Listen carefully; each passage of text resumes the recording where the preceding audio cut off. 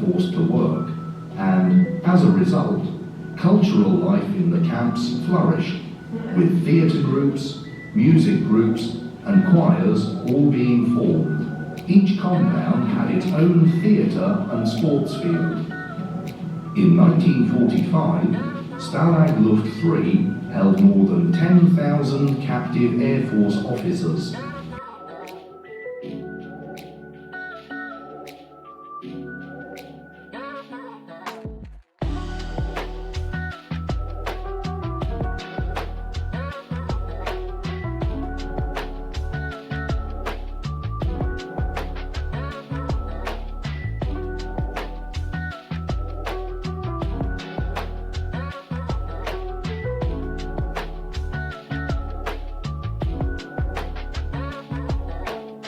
Because of many obstacles, instead 276 escaped from the camp.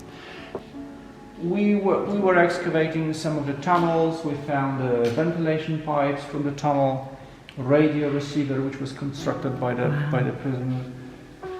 And by the way, that's the original stuff. Built a fake floor. Yes. A kind of trapdoor. Yeah. And that's how it was organized. Oh, amazing. Usually 8 prisoners in a room like this. Wow.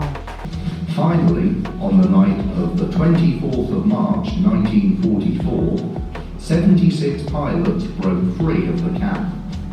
It was the single largest breakout of POWs to occur during the war.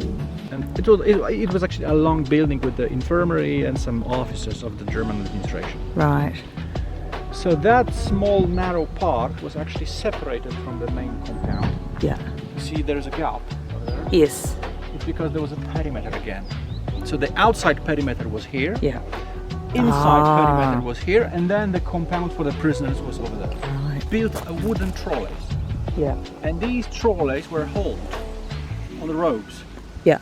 So the prisoners were, holding the trolleys. They were sitting here. Oh, right. Because there was enough room for the... And actually it was enough room here to change your position. Oh, yeah, to turn around. To turn around. So did they have several of those? There are 2 of them actually. Oh, yeah. Yeah. And they were like subway stations in London. Leicester Square and Piccadilly Circus. Yeah, okay. So how long was the tunnel altogether? 110. Wow. 350 feet. And they were all crawling out one behind each other? Yeah. Oh, actually, they were not crawling; they were driving on the trolleys. The replica of the guard tower and the That's original. the guard tower. Yeah.